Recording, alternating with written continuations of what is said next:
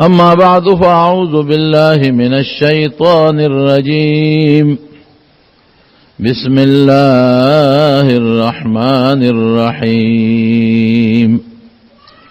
وإذ يرفع إبراهيم القواعد من البيت وإسماعيل ربنا تقبل منا إنك أنت السميع العليم. ربنا واجعلنا مسلمين لك ومن ذريتنا أمة مسلمة لك وأرنا مناسكنا وتب علينا إنك أنت التواب الرحيم. ربنا وابعث فيهم رسولا منهم يتلو عليهم آياتك ويعلمهم الكتاب والحكمة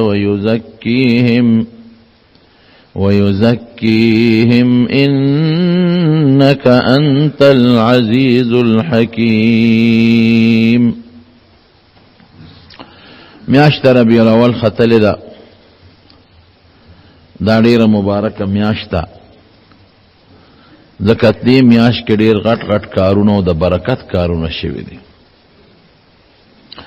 د ټولو نه لوی برکت چې د میاش کې الله دنیا ته رالیږلی دی هغه د دواړو جهانو مبارک سردار دی. د هغې ولادت مبارک په دې میاش کې شوی دی او بیا د هغې هجرت هم په دې میاش کې شروع شوی دی، بلکې دې میاش کې مدینې شریفې ته رسېدلی دی او وفات هم په دې میاش کې شوی دی.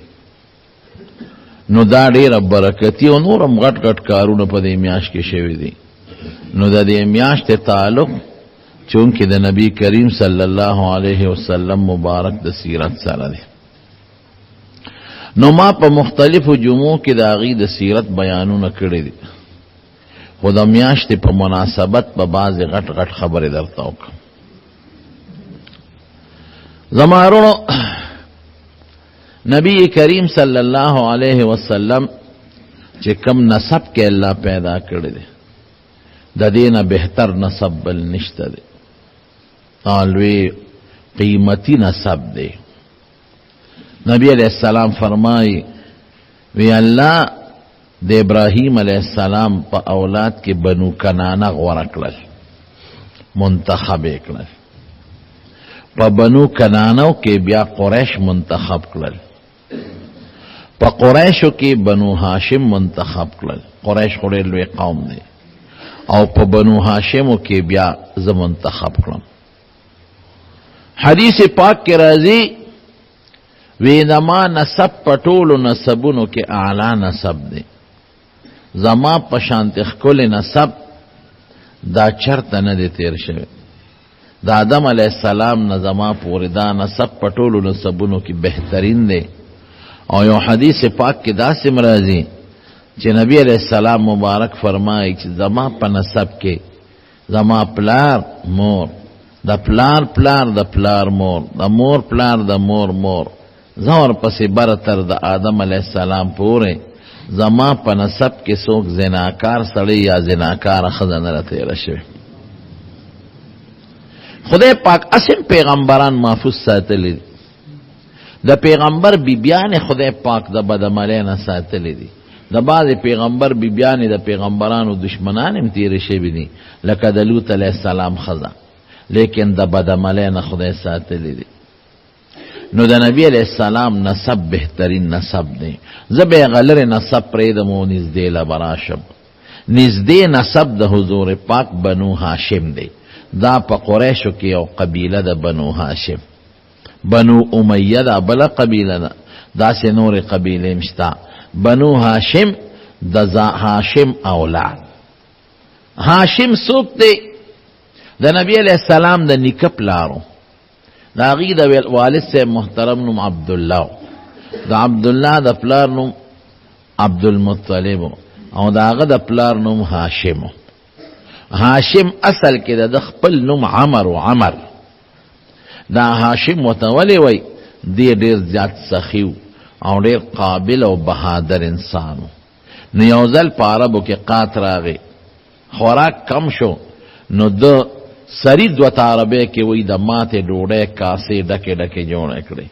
دا وړې کاسې نه غټې غټې پینې به وته وي. اوس خو زمونږ په وطن کې داسې کاسې چې له 2 کسه پکې ډوډۍ خوړی شي یا 3 کسه پکې ډوډۍ خوري. ابا غټې غټې پینې وي او کاسې به وي، پاغې به لس کسان، شل کسان، بلکې داسې کاسې به وي چې سلو کسو به پې ډوډۍ خوړی شي. د حضرت سلیمان علیہ السلام په واقع کې الله فرمایي کنه چې پیریانو باغله کار کو، نو هغه به سیزونه جوړول، نو هغه کې راځي يعملون له ما یشاء من محارب وتماثيل وجفان كالجواب وقدور الراسيات. د سلیمان علیہ السلام د پاره به پیریانو سره جوړول، يعملون له ما یشاء چې د بس خوا کار به پکاو، من محارب غټ غټ بلډینګونه به په جوړول، قلاګانې و تماثيل او ډانچې به په جوړول. هغه زمانہ کې دا تصویرونه جوړول جایزو. تماثيل لکه اوسم باز خلک په کورونو کې دا ډانچې مانچې ساتي رډول نه پاره او حرام دي، ګناه ده. هغه زمانہ کې جایزو. او وجفان کل جواب، او داسې کاسې به ولا جوړول لکه د حوض عمره، د حوضونو عمره غټې غټې کاسې چې په یو وخت په سلګونو خلک کینی او ډوډۍ خوري. او کته دا دومره کاسه چې د ډوډۍ نه ډکې، نو دا به د دې خوراک به پس کې پخېږي. نو ورپسې الله فرمایي وجفان کل جواب وقدور الراسيات، غټ غټ دیګونه بو چې د زینه بچا خوځولې نشو. راسيات پځې پراته باندې دیږي د زینه خلکو خوځینو اړوړي کې وی وینځي، او بعضې دیګ دی چې د زینه د خوځېدو نه، لکه د غاڼې کړې شو مثلا، دا چې د خوروا ډک کې ډوډۍ پکې واچي څومره کسان به پې مړېږي. یا اتره شوه چې دا ګوړه پکې راړی. یا زمونږ په دې وطن کې چې د روجې پخې شي، نو دې بټیارانو سره یو غټ تالي، نو په هغې کې هغه پینه ورته وایي، نو په هغې کې هغه د دیګ هغه غوښې وروجې راوغورځوي، نو بیا ترې غوری ډکوي. نو داسې غټې غټې کاسې به وي خلکو کره، سخیان خلکو. زمونږ د وطن په شان شومپړه خلک نو. اوس خو چې میلمه څوک وویني نو زر غوندې نرې ټوخي وکړي او مخ پټ کړي او په دروازه وردننه شي. او چې میلمه ورته وروډوي ماشوم ته وایي ورشه ورته وایه چې کور نشته دی. نو ماشوم وایي بابا مې وایي چې هغه کور نشته دی. یا خو اعلانه شي. اگر چې نن سبا د موبایل نه څوک پټېدی هم نه شي، داسې سرغوړلې شی راوتی دی. نو هغه سخیان خلکو. نو هاشم ډېر زیات سخي و. نو چې قات راغې په عربو کې، نو د غټې پینې جوړې کړې، اوښانې یې لال کړل، او د هغې غوښې پخې کړې، او په هغه غټو کاسو کې واچولې، ډوډۍ پکې چوري کړه، او خلکو ته یې ویې راشئ دا ډوډۍ خورئ. نو هاشم هغه چاته وایي چې څوک ډوډۍ چوري کوي. دا زمونږ چوري نه ګورئ، دا خلکو چې پې د خور او لور د حق نه ځان خلاص کړی وي، او ګوړه پکې واچي او ډوډۍ چوري کې، او زبس دا د خور لور حق دی. ځمکه کې ولاق نه ورکوي او نه په کور کې ورکوي، او په چورۍ دا چوري نه، دې ته هم چوري ځکه وایي چې دا وړه شوې ده. نو ډوډۍ وړه کړه. هاشم یو شی راکوټې کوونکی او ماتوونکي ته وایي. نو خپل نوم یې عمرو، نو د هاشم په نوم باندې مشهور شو. نو خلق تی خوشحاله. سخی خلق، السخی قریب من الله و قریب من الناس. نبی علیہ السلام فرمایي چې کم سړی سخی وي، وی دې خدای ته نږدې دی او خلکو ته نږدې دی. خلکو ته په دې نږدې دی چې څوک ته نفرت نه کوي، هر سړی ورته خوشحالي مجلس ته. ډوډۍ چوري کړه او په خلکو یې خوړه. دومره سخي سړی و. د ده رسخه اندازه واورئ چې په مزدلفه کې حاجیانو خدمت د دې په غاړه. نو په مزدلفه کې چې څومره حاجیانو په مزدلفه کې، نو د به دې ټولو اوښانه لالولو ډوډۍ به یې ورکوله.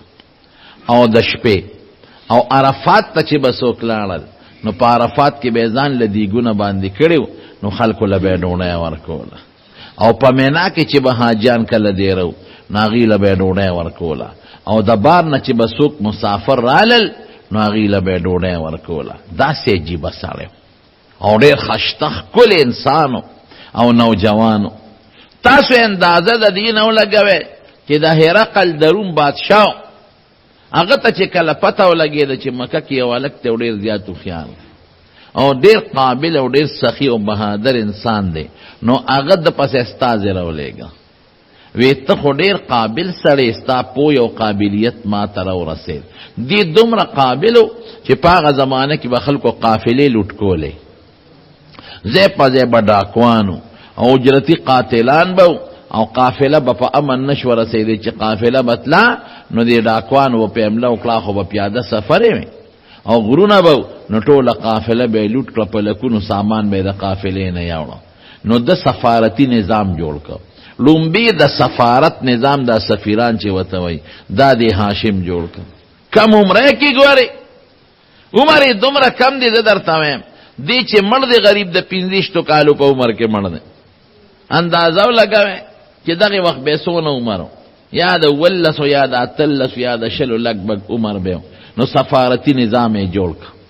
یو دا چې زمونږ نورو علاقو سره یو رابطه سفیران یې باقاعده مقرر کړل، ستا به د روم د بادشاه سره رابطه که هغوی سره زمونږ سره جنجال جوړېږي نو ته به هغه جنجال ختمې، ستا به د فارس د بادشاه سره رابطه او بل سفیر یې مقرر کړ، ستا به د حبشې د بادشاه سره رابطه.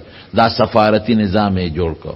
او بل کسان یې مقرر کړل، خپل حدودات یې معین کړل او ټولو بادشاهانو سره وفدونه ولېږل او چا سره په خپله ملاقاتونه وکړل چې د هر چا د علاقې به خپل حدي، که دغه حد کې قافله لوټ شو نو دغه علاقې خلک به ذمهواري، د فلانکې علاقې پورې زمونږ د مکې د خلکو حد دی، که دې علاقه کې قافله چا لوټ کړه نو مونږ به ذمهوارو. د هغې نه اخوا فلانکې علاقې دا د مدینې سره شوه، مثلا فلانکې د فلانکي ملک سره شوه.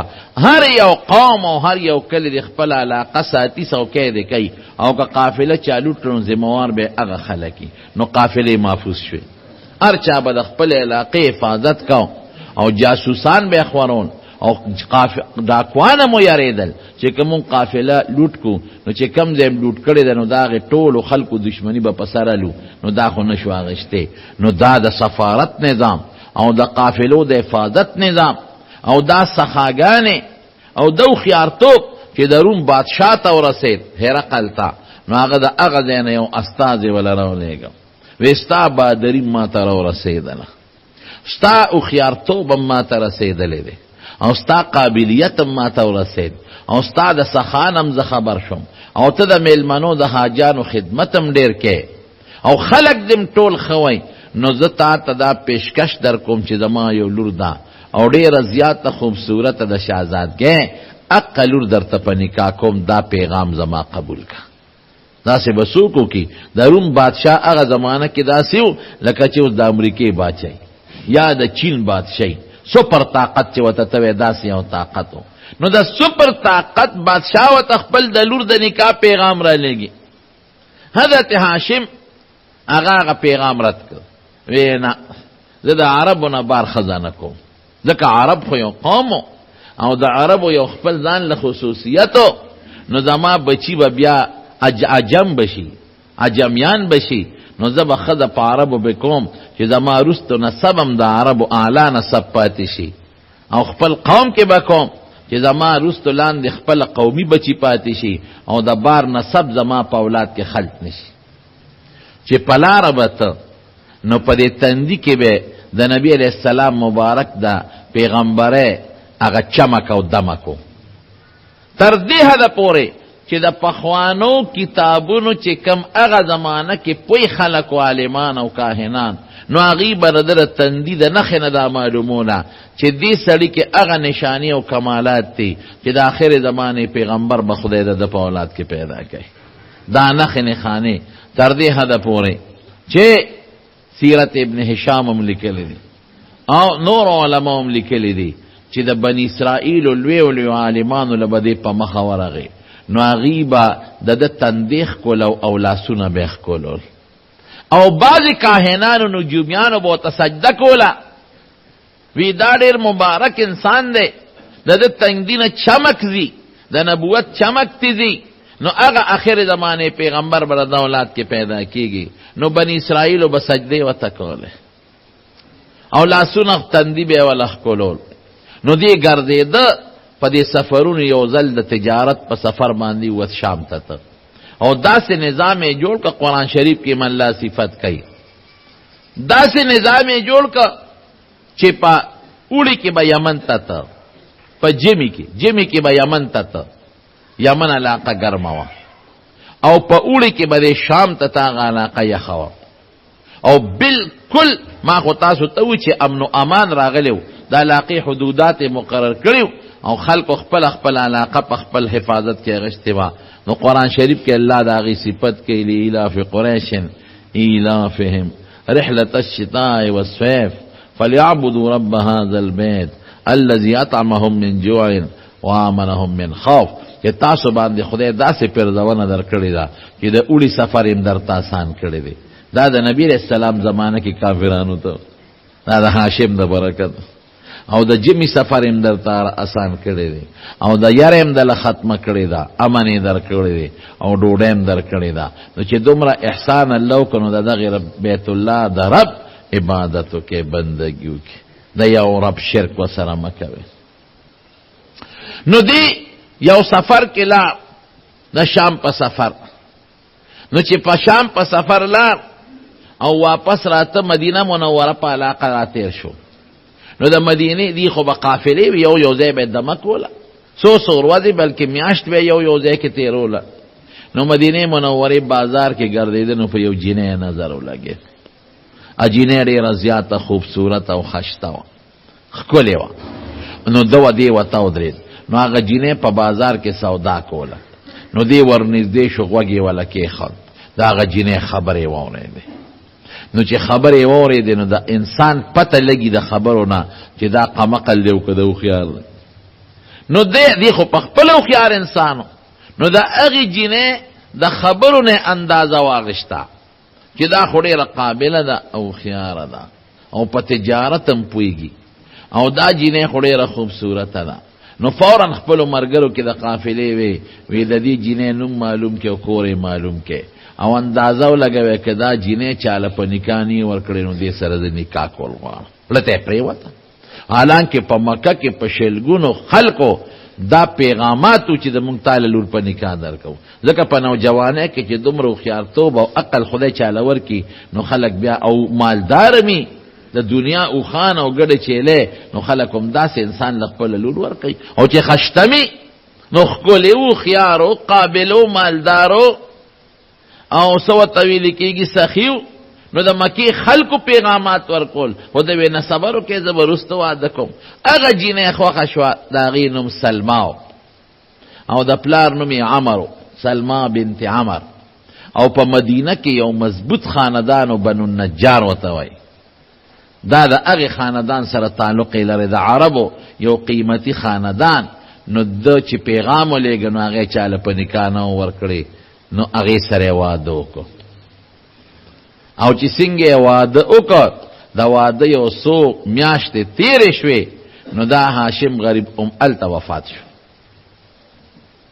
مړ شو. غریب د 15 کالو په عمر کې مړ شو او یو بچی پیدا شوی و. دا هغه بچی چې څنګه د هغه ښځې سلمانه بچی پیدا شو نو په سر کې سپین ویښتو نو نوم دغه خلق وته شیبه نوم کېښود او دم ولا شیبه نوم خوښ کړ. شیبه هغه چاته وایي چې ویښتې سپینې په سر کې سپین ویښتو پیدا شي نو شیبه نوم یې ولا کېښود. دا د خپل نوم سو عمر او ډوډۍ چوره کوله نو هاشم ډوډۍ چوره کوونکي ته وایي په هغه نوم مشهور شو په دې لقب. او دا چې کم بچی پیدا شو نو هغه شیبه نوم کېښود. چې شیبه نوم یې ولا کېښوده نو دی غریب مړ شو او په مدینه منوره کې دفن شو. نو قافله راله مکې ته. نو چې مکې ته څنګه قافله راله نو را د قوم ته الوي چې دغه ته هغه هاشم خو وفات شو. ولې بس ناجوړه شو هلته ښځه وکړه او بچی هم پیدا شو او بیا ناجوړه شو مړ شو هلته هم دفن کړ. نو د ده ورورو د هغه نوم متولب هغه لاړ ودرېږه وایي زه معلومات کوم. چې دا خبر رښتیا ده او که دروغ ده. اسنه د قافلې والا چې توجلی نه پلاره. نو دی لار مدینه منورې ته دا متولب نه دی هاشم دارو. نو چې ال تلاړ او الته معلومات واغشتل نو خبره ټیک وا. خلق وته وی چې بالکل بیمار شو او ستاسو د قافلې خلق د تیمارداری وکړه، د بیماری علاج او خدمت یې ولا وکړه، خو بس تقدیر کې پورا وا نو مړ شو. او موږ دلته خخ کړی د قبر یې وتاوخه وی څوک دی وی دغه ماشوم بچی دی. خزه خو بس چې هغه مړ شو بس پردیش وکړ، عدت نه پس خزه خو لاړه پردیش شو. او دغه یو ماشوم بچی دی او ردنم شیبه دی. نو د عربو دستور بداو چې خزه به خاون مړ شو نو بل خاون به کا، او بچی به د خزه نه کېده، بچی به د پلار د قوم کېده.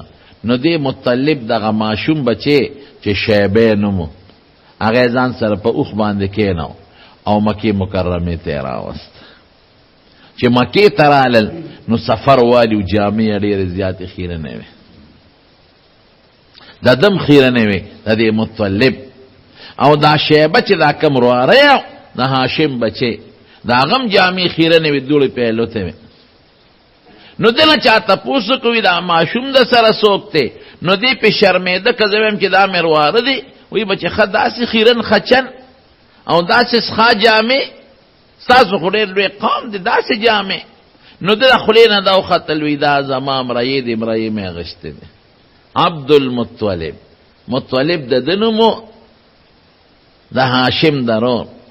نو رواری ادا کېده وی دا زما غلام دی، عبد غلام ته وی، مرئی ته وی، دا ما مرئی دی.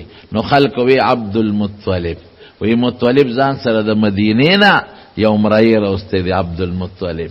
نو نوم د شیبه ختم شو، نوم کې خپل شیبه دی او پاغه نوم یې څوک نه پیژني. لکه د هاشم نوم عمر دی، خلق ورته هاشم وی، د نوم شیبه وغه نوم یې بس خلقو کې رک شو او په عبدالمطلب باندې مشهور شو. نو چې کورته دننه که نو وی لمبو پاکې که خشته که او خشته ښکلې جامې ورته واچولې او بار یې راوویسته. وی هلکه تا خو وی دا زما غلام دی، غلام څوک داسې ساتي؟ وی نه دا زما د مړ رور د هاشم بچی دی، ما اسې وی چې دا مې غلام دی. خو عربو کې به بیا په لقبونو خلک مشهورېدل، نو په عبدالمطلب باندې مشهور شو. نو د هاشم د بچی نوم عبدالمطلب شو. د نبی علیہ السلام چې کوم خپل نیکه دی دا عبدالمطلب لویده دلم خدای کمالات ورکړ. داسې کمالات دل خدای ورکړل چې د هاشم کم کار و به کاو، د حاجانو خدمت، د بار نه بچ مسافر مکه ترال داغي خدمت او صحابه کول دیم ډیر سخی او بلا سامان و تخاندانی پاتو او خان او ګډه چيله او د غټ تاجر مو پیسې مور سره ډیر وا. نو لګیا دی عقد پلار سیستم چلی خو هغه څه کو نشي کوله، واغه ته ورنږدې دی. نو جناب اوس د باندې خدای احسان کوي، چونکه نبی کریم صلی الله علیه وسلم دنیا ته تشریف راوړي، نو دا هغه نمخ کې خدای باز نه ښکارا کوي. دا د حضور پاک برکت دی. لکرونو زرت یو مثال در کوم، نور چې راخیږي دا غې نه مخ کې دا پلوشي خوري شي که نشي، دا د سبا رڼا خو دروازې د دې نور پلوشه ده. نور یو نیمه غنټه پس راخیږي او سبا یو نیمه غنټه مخکې ښکارا شي، یو غنټه شل منټه، یو غنټه 15 منټه، یو نیمه غنټه یا 15 پاو مخکې دلته کې یو لوی شغله ښکارا شي، فجر کاذب وته وای. دا د سبا مقدمه ده، د نور مقدمه ده چې په پس نور را روان.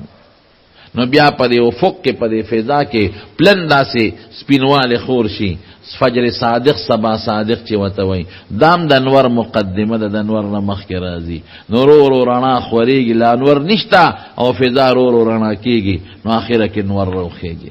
دارنګي د نبی کریم صلی الله علیه وسلم غندلوی د هدایت نور او د هدایت عظیم رڼا چې دنیا ته الله را لېږله، نو د هغې نه مخکې خدای دا نښې نښانې موجودون، یوه نښه او بله نښه. اسمان کې به ستوري چاودل، پړقا پړوقي به وټوله شپه، یو ستوري نه به بکره جدا کېده او د بل نه به دا رڼاګانې به تلې دې ستورو نه. دا یوه نښه وه. دویمه نښه دا وه چې خلکو کې لږه بهتري پیدا شوې وه، خلق را غون شوی یو ځل په مکه کې میټینګ وکړه، یره وی دا زناګانې او بدعملۍ زیاتې شوي دي، د دې سد باب پکار.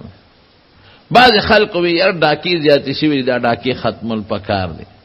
نو داسې قسمه حالات جوړېدل رو چې د هغې د نبي علیه السلام د راتلو ته د هغې اشارې وې. نجومیانو خبرونه ورکړل چې د آخر زمانې پیغمبر ان قریب دنیا ته راتلو والا دی. کاهنانو اطلاعات ورکړل او د پخوانو کتابونو چې کم عالمانو نو هغې اطلاعات ورکړل چې دا هغه زمانه ده چې د آخر زمانې پیغمبر دنیا ته تشریف راوړو والا دی. نو دا نښې م خدای ښکاره کول. زما ورونو بیت الله چې کله جوړېده تاسو ته ما د ابراهیم علیه السلام او د اسماعیل علیه السلام په واقع کې ویلو. نو جرهم قبیله راغلی وه او اسماعیل علیه السلام په هغې کې واده کړی. نو د اسماعیل علیه السلام اولاد خور شو په هغه جرهم قبیله کې. نو دې جرهم قبیله او د هغې منځ کې اختلافات پیدا شو. نو دا د اسماعیل علیه السلام چې څومره اولاد و دی د مکې نه وشړل، جرهم قابضین شو او د اسماعیل علیه السلام اولاد یې وشړه. نو دې جرهم به ظلم کو، زیاتې به کو، ځکه بیت الله له خو به خلک د بار نه راتلل، د هغې عظمت خو د خلکو په اړه کې و. نو دوی به په خلکو څیزونه هم ګران خرڅول او زیاتی به هم ورسره کول. نو د بار عرب پې تنګ شو. نو هغه د اسماعیل علیه السلام اولاد او د بار عرب یو ځای شو. نو په مکه باندې حمله وکړه چې دا جرهم ته وباسو. نو دې جرهم قبیلې د زمزم کوی بند کړ، وی چې دی خو په مونږ حمله کوي، خو دلته به دا اوبو ته بندي کو، دی به بیا سس کی. نو چې کم پکې په جرهم کې لوی کافر و عمر ابن حارث، نو هغه دا کوی مکمل بند کړ.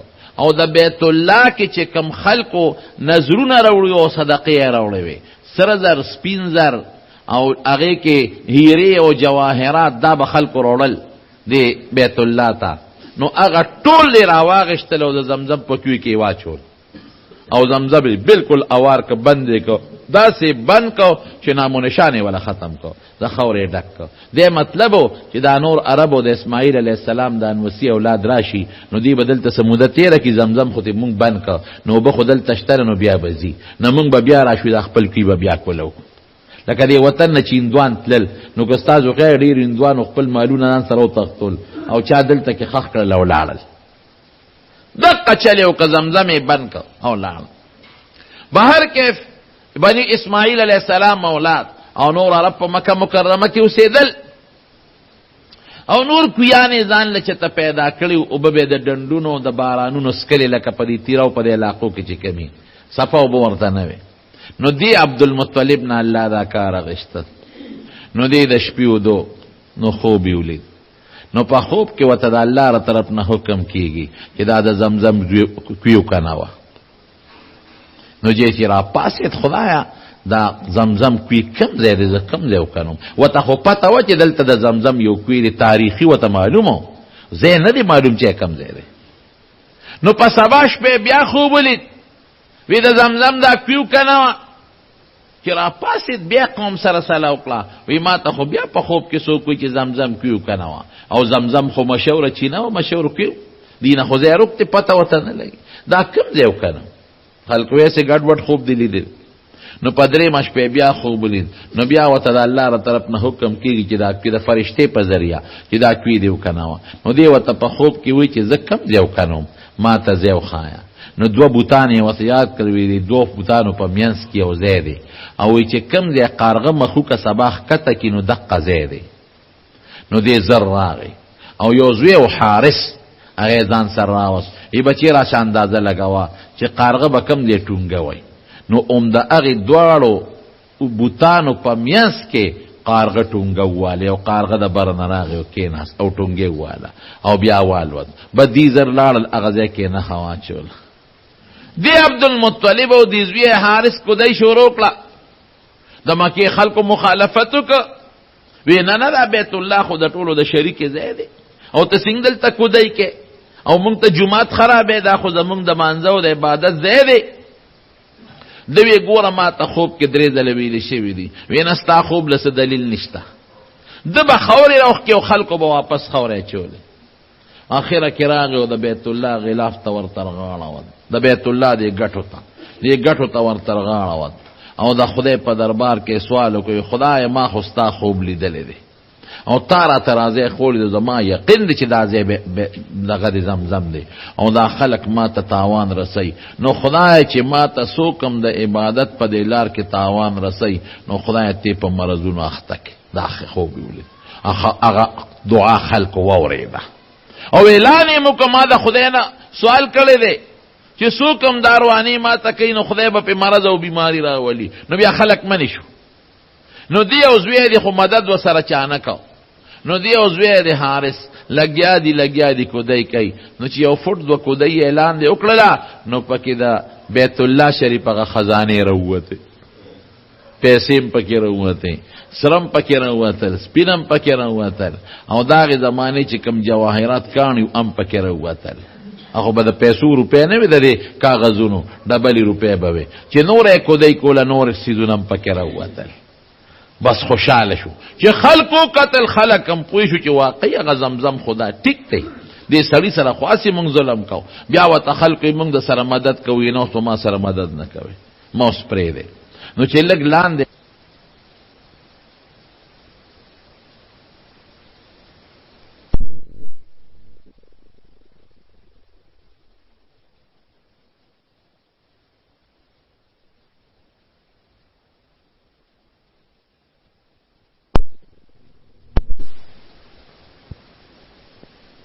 نو وی او رو باسی ما نو 300 فوټه کې لاندې اوبه دي هغه هم ترخې اوبه دي نو چې 100 فوټه نور وکنو نو خشته ښکلې اوبه پکې راووتې نو چې لږ یې نور هم وکنو نو چینو نور هم جوش وه او چې بیا اوچتې کړې وې څکلې نو هغه خوږې اعلی مزېدارې زمزم اوبه نو د زمزم د کوي د کمیستلو توفیق پروردگار د رسول الله مبارک نکل عبدالمطلب له دا لوی کار خیر خدای بردنه واغشته یعنی پاره به کې خو نور د دنیا خلک مالداران هم پکې دینه د علاوه او اوښیاران هم پکې او د قومیت خاوندان هم پکې لیکن دا کار رب العالمین د حضور پاک د خاندان نه اغشته نو د زمزم کوي یو کنه او خمدیدار او خشته نو صفا او بروته نو د خلکو په ځل کې د عقیدت پیدا شو الکه واقعي دا خو ډېر پاک خاندان دی هاشم څونه ښه سړی پاک او دی بیا څنګه پاک انسان دی او مبارک انسان دی او نن خو چې چاله څوک ډوډۍ ورکوي نو هسې ورسره مینه چې کم سړی چاله څه شی ورکوي د خلکو سره مینه نو ده به هم دا چل کوه حاجیانو له به یې ډوډۍ ورکوله مسافرو له به یې ډوډۍ ورکوله او اوبې وله را پیدا کړې اوبه خو نن سبا لوی نعمت دی لوی نعمت د اوبو نه بل کم دی لوی څیز دی اوبه چینی څه به کې دا د غرونو زمونږ د وطن خلک د ډنډونو اوبس کې باران چې وشي نو هغه په یو جوړ کې راجمع شوي یو لوی هاوس کې نو هغې کې سپین متیازې کې یو خرم پکې کوي او مجبوري ده دا سمسوکې پکې وي دا چینجي پکې وي او بیا په منګو کې ترې اوبه اچوي او هغه اوبو باندې کپړه چولي چې چینجي پکې لاندې نه ځي د غریبانانو دغه د څکو بل انتظام نه دقسې د مکې د خلکو د اوبو انتظام نو خشته ښکلې مزېدارې زمزم اوبه او د زمزم اوبه څونه برکتي او قیمتي اوبه دي دا ردي د برکت نه خدای را پیدا کړې نو باس قبضم پې د دیو لګېده د حضور پاک د خاندان د عبدالمطلب وی اوبه زمونږ دي خرڅو به نه مفتو کیس کې خو انتظام به زمونږ وي بورقه به وله زاخلم رسی به وله زاخلم د روښکو بندوبست پې زمونږ وي تاسو به ګوتې نه ورونئ گیر چاپیره تی سبیلونه جوړ کړل او د دو د اولاد به لګیو د عبدالمطلب او اوبه به یې رستلې او هغه به په سبیلونو کې اچولې او خلکو به کورونو ته مړل او په خکله به یې مسکلې نو دې سره د خلکو په نظر کې نور هم عزت زیات شي خدای والا سوال یې کړی خدای ته وی پروردګاره ماله ګڼ زامن راکړې نو د مختلفو ښځو نه ښځې ګڼې وې 10 زامن والا خدای پاک ورکړه یو زوی دقه او دغه حارس بل زوی حضرت حمزه رضی اللہ تعالی عنہ دے بل زوی حضرت عباس رضی اللہ تعالی عنہ دے او بل زوی دا نبی علیہ السلام مبارک محترم والد عبداللہ دے بل زوی ابو لہب بل زوی ابو طالب دے او سنور گن زامنو 10 بچیے پورش دے او منخت کڑے و اللہ وی کمال دے 10 زامن راکل 10 نو یو با پاکستا پنو ملالو دا غا زمانه کې یو رواج اوس هم نه علالوم. نو چې لسم زوی پیدا شو نو د شپې خوب ولید. خوب کې وتا څوک حکم کوي چې نظر دی پورا کا، نظر پورا کا، او فی بے نظر، نظر پورا کا. نو دی خو پوه شو خو چې سار پاسې دی وګړی لال کو خیرات دی کو. په دویمه شپه بیا خوب ولید بې نظر دی پورا کا منښته. نو چې پاسې نو غوی لاله کړه او هغه خیرات کړو، په ټولو خلکو یې غوښه وخوړه. نو په درېیمه شپه بیا خوب ولید چې نظر دی پورا کا، نو یو اوښ یې راوسته هغه یې لال کو، په خلکو یې وخوړه. نو په څلورمه شپه بیا خوب ولید چې نظر دی پورا کا. نو خلکو ته ووایي چې څه وکړم، دې سره څه وکړم؟ نو وی تاسو منښته کړې وه. وی ما دا کړې وه چې زه به په دې خپلو بچو کې یو لالم چې لس خدای راکړي. نو په اوښانو نه خلاصېږي، اوس به دا چل کوي. وی کم یو پکې لال کم، لس واړه بچي ځان ته کېنو. فیصله په دې شوې قرآن دازي به پکې وکړو. نو چې قرآن دازي پکې وکړه نو قره د نبی علیه السلام د محترم والد د عبدالله په سر راوخته. نو د خویندې وې هغوی چغې جوړې کړې وې، نه دی بنا لاله ځکه دی دقه یو کسو، نور به دوه د یو مورو، دی د مور نه یو کسو، دی بنا لاله. نو عبدالله هم ډېر بهادر، خویندو ته نه بچې دا خو د ما دپاره ډېر لوی عزت دی چې د خدای په نوم زه لال شم، زه غاړه بسته. عبدالله ډېر خشته او ښکلی تر دې حده پورې بعضې علما لیکي دومره خشته او ښکلی چې 200 جینکې په مکه مکرمه کې په د میانې وې. یو وی زه به ورسره نکاح کوم، بل وی زه به ورسره نکاح کوم، بل وی زه به ورسره نکاح کوم. 200 جینکې په عاشقانې وې، دومره خوبصورت او خشته ښکلې چې خدای د پیغمبر علیه السلام د پلاروالی دپاره منتخب کړي. نو ښکلې به ولې خشته او مزېدار. نو د مکې خلکو هم چغې جوړې کړې، هجوم یې جوړ کړ. وی نه دا هلک پناه لالی خپل انسان سره او چې شریف انساني، نو د خلکو مینه او محبت می د مکې د خلکو سره بې انتها مینه وه. نو د مشوره وکړه چې زه څه وکړم. نو یو هوښیار سړی و، مغیرې نوم و، هغه راغی او د عبدالمطلب ته یې وویې وی زه راته یو چل ښیم. وی داسې وکړه چې په دې مکه کې یو کاهنه ده، د پخوانو کتابونو عالمه ده، هغې سره مشوره وکړه. نو دې لاړ عبدالمطلب هغې سره مشوره وکړه. نو هغې ته تپوس وکړو وی تاسو کې دیت څومره دی چې څوک په خطا سړی مړ کړي او د هغې دیت ورکوي؟ وی 10 اوښان. وی داسې وکړه چې ته یو چل وکړه 10 اوښان راوله، نو په دې زوی دی او په هغه باندې قرآن دازي واچوه. نو که قرآن دازي په 10 اوښان راوخته نه به حلال کې، که په زوی دی راوخته نو نورو سره 10 زیاته وه، دا چل کوه. نو اخره کې به دې مسله حل شي. ده وی دا خو اسانه خبره، مالدار خو ډېرو، 10 اوښان یې راوستل، دنیا تماشې لراله، ټول خلک تماشې ته ولاړ دي. نو 10 اوښان یې یو خوا سملول او د عبدالله بل ځای کېنو او قرآن دازي پې وویشته. نو د عبدالله په سر راوخته، خو بچ. نو بیا اوښان شل کړل، نو بیا قرآن دازي وویشته، بیا د عبدالله په سر راوخته. نو بیا اوښان 13 کړل، نو بیا قرآن دازي وویشته، بیا د عبدالله په سر راوخته. نو 10 یې زیاتول، اوښان یې 100 ته ورسول. 100 اوښان دي، دنیا تماشې ته د مکې خلک او د بانډو راغلي دي، ولاړ دي چې څه به کېږي. یو خوا 100 اوښان، بل خوا د حضور پاک باب والد محترم عبدالله. نو چې په دې 100 اوښانو کې او په دې قرآن دازي وخته وواله، نو په اوښانو راوخته. نو خلکو شور جوړ کړ او د خوشحالۍ نه ډېرو خلکو پکې وجلل، د خوشحالۍ نه او ډېره زیاته خوشحالي شو چې شکر دی عبدالله بچ. هغه 100 اوښان د ټوله لال کړل او 100 واړه اوښان یې د مکې په خلکو او د بانډو په خلکو خوړل. تاسو اندازه ولګئ چې 100 اوښان به څونه جوړېږي. نن سبا خلک په واده کې چې څوک 2 مې خیالالي کې نو ټوله دنیا صفت کوي، او چې 100 اوښان لالئ چې د هغې نه به څومره څیزونه جوړېږي. یو ځل نبی کریم صلی الله علیه وسلم ناستو، حضرت معاویه رضی الله عنه رضی حدیث راوی دی. نو یو باندیسی راغی، نو باندیسیان خو به د آدابو نه پوره خبر نو حضور پاک له आवाज ورکا، وی ابن الذبیحین، اے د دوو علال شو زویا. نو رسول الله مبارک او خندل، مسکی شو، په دې خبره خوشاله شو.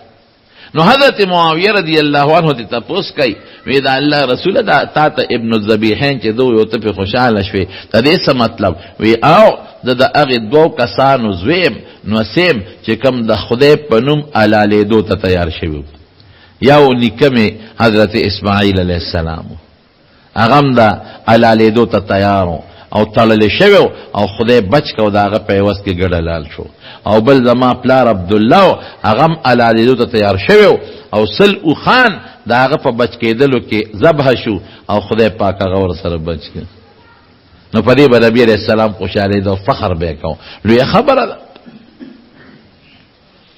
بچ شو دی دا د عبد المطلب یو غمو او لال ختم شو دې زمانہ کې د رسول الله مبارک دراتلو نه مخکې یو بل غټه پیښه وشو هغه پیښه دا وه چې په یمن کې یو گورنر نوم یې ابرهه د یمن والی گورنر او دې د هرقل لاندې و بلکې د حبشې د بادشاه لاندې و د حبشې هرقل خو د روم باچو د حبشې د بادشاه لاندې نو دوی دا فیصله وکړه چې د بیت الله مقابله کې موږ یو بل کور جوړو نو په یمن کې یو بل کور جوړ او هغې له کعبه نوم کېښود او خلقو ته یې وی هغه مکې ته مه ځئ هغې کعبې ته دلته راځئ دلته عبادت کوئ دې کې خو ډېر لوی زرې مبادله کېږي او بلا پیسې را جمع کېږي که اوس مکې ته چې خلک دي د مکې د خلکو څیزونه خرڅېږي د هغوی تجارتونه کېږي د هغوی کورونه خلک په کرۍ باندې نیسي بلا پیسه خلک دلته نه یوسي او په مکه کې یې پرېږدي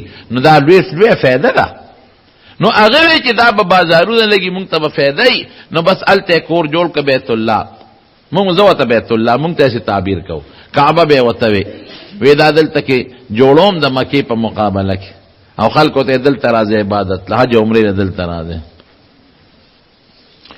هغه جناب چې هغه شی جوړ کو نو په عربو بد ولګېدل چې ښځه مونږ د کعبې مقابله کې د کعبه جوړه کړه نو دې نه یو څو کسان لاړل نو هغوی ورننوتل د شپې او په کعبه کې ورته لوی اودس ماتې وکړه چې لوی اودس ماتې وکړه او بلکې خوا کې بیا دوی پاتې کېدل یو قافله د عربو نو هغوی هلته کې اور بلو نو هغې نه شغله لاړه هغه کعبې له د هغوی نو هغه هم پې وسوځېده هغه ابرهه گورنر غوسه شو وی ښه دې عربو زمونږ کعبه وسوځوله الا به ډوډۍ خورم الا به صبرېږم چې تر څو مې د دې کعبه نې روانه کړې لوی لښکر یې را روان کړ د اتیانو لښکر 12 اتیانو څوک زیات هم یادوي دا لښکر یې را روان کړ او ډېر لوی دنیا ځان سره را روانه کړه او د بیت الله د روانولو په غرض را روان شو خلق چې په پلاره به دا لښکر لیده نو دې خو جوش کې مو نو عرب یریدل نو د طائف په علاقه راغی نو طائف خلکو ته وی ما ته د مکې لاره ښایه کم ځای د عربو بیت الله شابه ښایه راته نو هغوی ورته ځان پټ کو یو سړی ابو رغال په بخاري شریف کې یو اشاره مولا راځي هغې ورته وښوی صیب د ابو رغال به راسره لاړ شي هغه تیار شو زه راته لاره ښیم نو چې هغه څنګه راوړید ابو رغال نو هغه په لاره کې خدای مردار کړ د یو ناګهاني کاڼی پرې راغی مردار شو بخاري کې راځي اوس هم د عربو دا رواج دی چې په هغه لاره سوځي نو په قبر باندې کاڼي ولي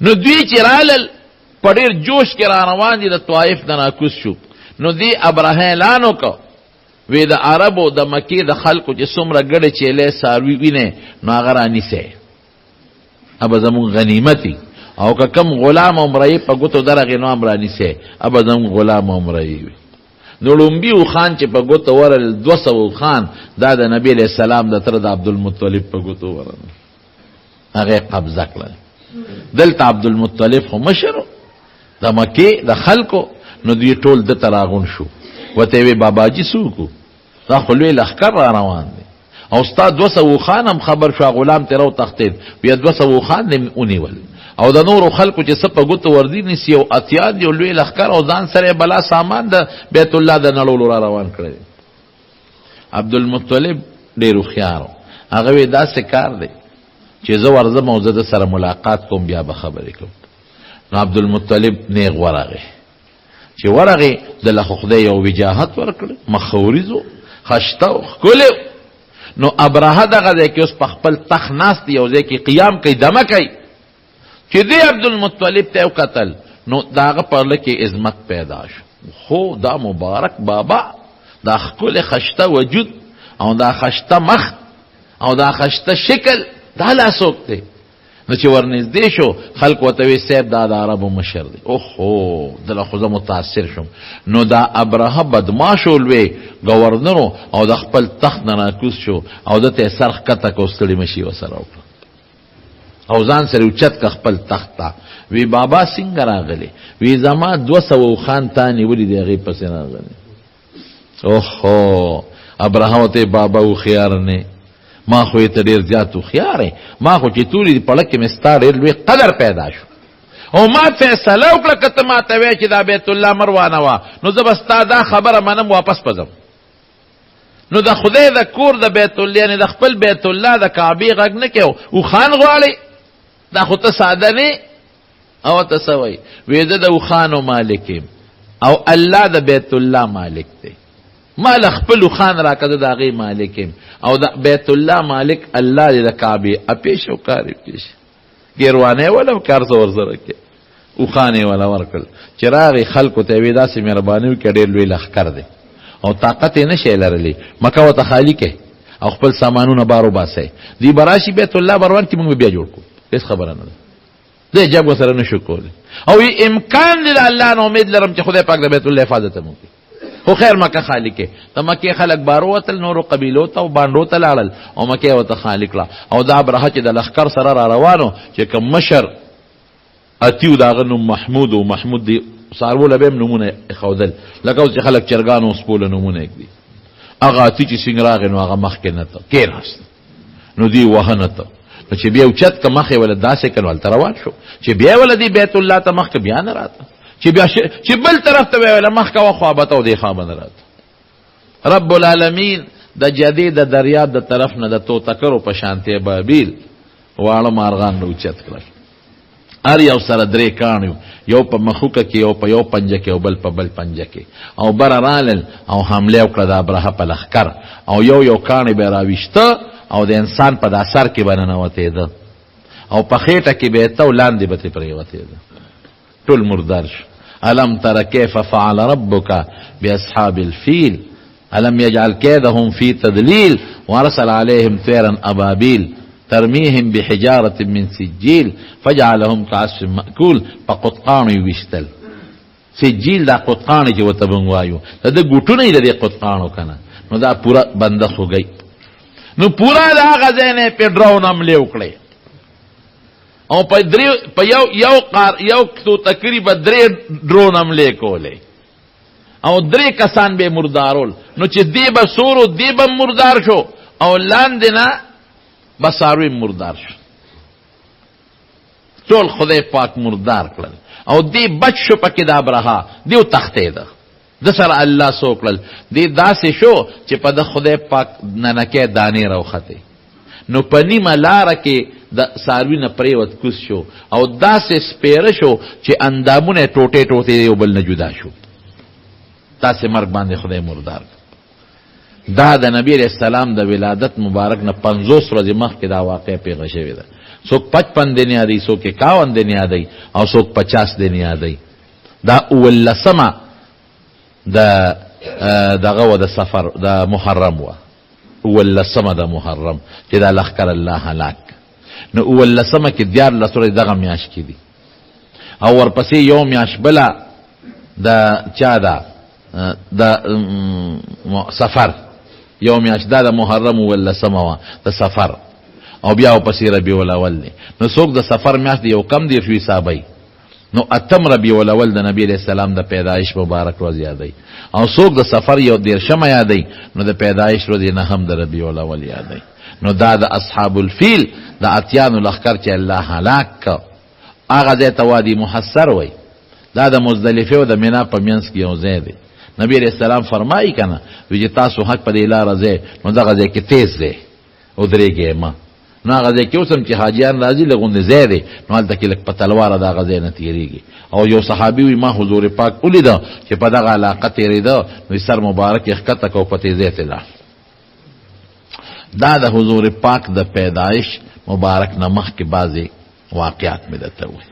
نور ان شاء الله که څه د دې متعلق څه غټ غټ واقعات دي هغه به درته ان شاء الله آینده جمعه کې ویم. ربیع الاول د حضور پاک د ولادت او د پیدایش میاشت ده. نو دې کې به موږ څه کوو؟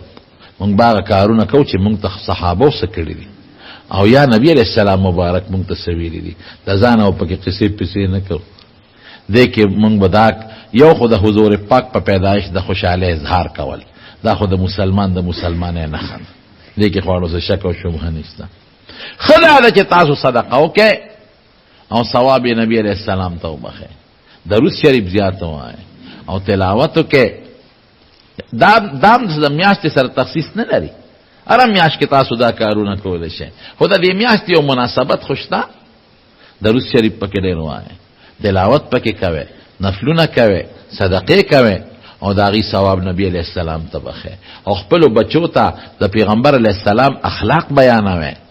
سکول استادانو له پکار دي او د سکول مشرانو له پکار دي چې خپلو ماشومانو ته د سیرت پروګرامونه وکړي او دی وړو ته په کلاسونو کې او په سکولونو کې او په کالجونو کې د نبی علیہ السلام مبارک اخلاق وښیي چې داسې اخلاق او داسې د هغوی کردار او داسې عقیده وه، داسې اعمالو چې خلک د نبی علیہ السلام په نقش قدم باندې روان شي. د خپل ښکلي پیغمبر د حالاتو نه ځان خبرول پکار دي. ګورئ زمونږ دا تعلیم یافته طبقه خلک ور ډېر ناخبره دي. تا انپړ لا بیا هم ګزاره کړي د جمعې په بیان کې د ملا صاحب نه واوري یا په جنازه کې د ملا صاحب نه واوري، لیکن دا کم تعلیم یافته طبقه هغه خو د بل نه اورېدل لوی اوهو زه به بل نه اوس تپوس کوم یا بل ته به کښېنم، بعضې پکې مونځ هم نه راځي، تقریر هم نه راځي، نو هغې ناخبره پاتې.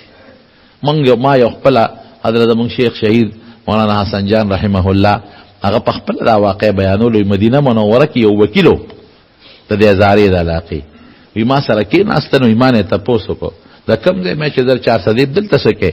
مې په دې جامع کې سبق ویل. وی ما ته چې خلک سپومې ته وختل او تاسو هغه زاړه یادوئ. وی ما ته چې کاکاجي هغه سپومې مې تا ته پرېښېده هغې ته ته خېجه، زه د خپل پیغمبر زړو پسې راغلی. وی بیا ما ته وایي چې برخوردار یو تپوس ته نه کوم چې دا نبی علیہ السلام د اکبر باچا زمانه کې تیر شوی د قال دی او بار اطلاع وکیل موږ ته دا ورته پته چې اکبر کله تیر شوی د نبی علیہ السلام.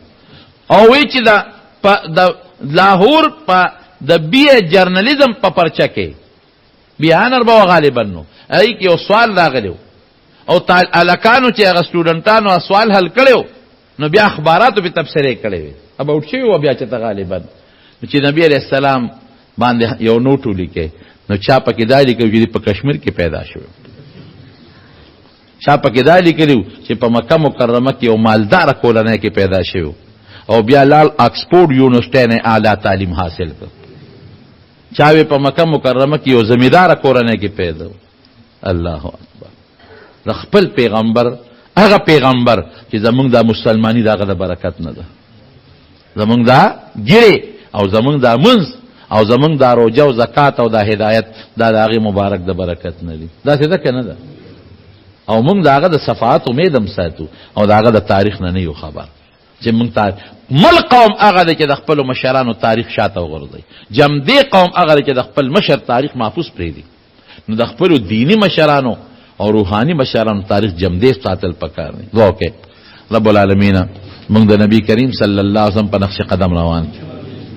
الہ العالمین د هغې اتباع زموږ نصیبه کړي، د هغې د سنتو تابعداري زموږ نصیبه کړي. او خدایا محض په قصو نه چې مخکې د هغې واقعات بیانو نه د هغې واقعاتو چې کوم مقاصد دي خدای هغه مقاصد ته موږ ته نصیب وګرځونه کړي. پروردګاره څومره مسلمانان چې بیماران دي کورونو کې هسپتالونو کې ته وله شفا ورکړي. خدای چې څوک قرضداران دي قرضونه اخلاص کړي.